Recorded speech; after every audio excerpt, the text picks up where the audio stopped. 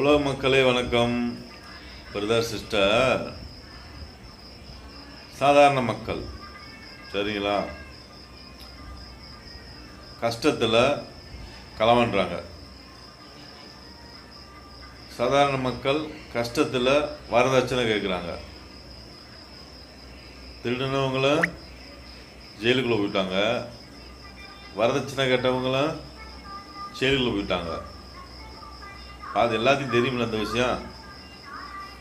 சாதாரண மக்கள்லேருந்து நீதிபதி வரைக்கும் தெரியும். சாதாரண மக்கள் களவாண்டவங்க ஜெயிலுக்குள்ள போயிருக்காங்க.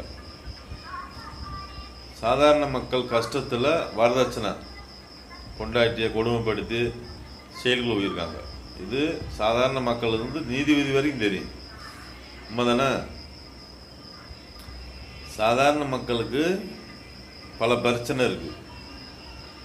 களவாண்டுறாங்கன்ற சொல்ல புரிஞ்சா அப்போ கஷ்டத்தில் தான் களவாண்டுறாங்க, அப்போ கஷ்டத்தில் தான் வரதட்சணை இருக்கிறாங்க.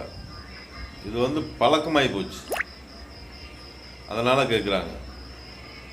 களவாண்டுறவங்களும் இந்த வரதட்சணை கேட்குறவங்களும் ஒன்றுங்க, ஒரே வறுமையில் கேட்குறாங்க, கஷ்டத்தில் கேட்குறாங்க.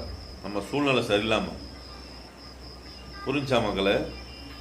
அடுத்து நம்மளுக்கு சாதாரண மக்களுக்கு 1000 பிரச்சனை, 1000 கஷ்டம், 1000 கடன் இருக்குது, சமாளிக்க முடியல.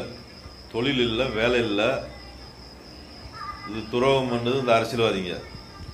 இந்த அரசியல்வாதிகளுக்கு என்ன கஷ்டம் வந்துச்சு? உலக மக்களை, பொதுமக்களை, ஏழை மக்களை, பணக்கார மக்களை சொல்லுங்க. சாதாரண மக்களுக்கு எவ்வளோ கஷ்டம் இருக்குன்னு சொல்லியிருக்கேன்.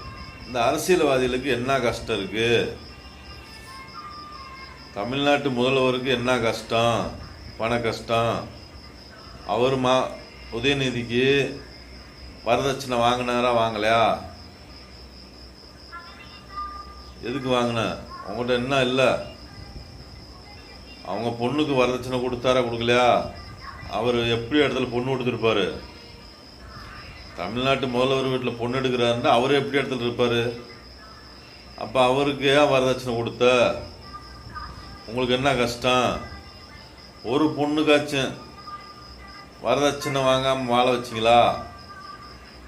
முன்னாடி முதலமைச்சர் பன்னீர்செல்வம் இருக்கார், அவர் மகனுக்கு பொண்ணு எடுத்துருப்பார்ல, வரதட்சணை வாங்காமல் பொண்ணு எடுத்தாரா? எடப்பாடி பழனிசாமி இருக்கார், வரதட்சணை வாங்காமல் பொண்ணு எடுத்தாரா?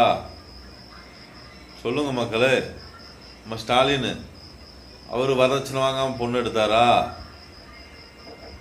உங்களுக்கு என்னையா கஷ்டம்? நீங்கள் ஏன் பொண்ணுக்கு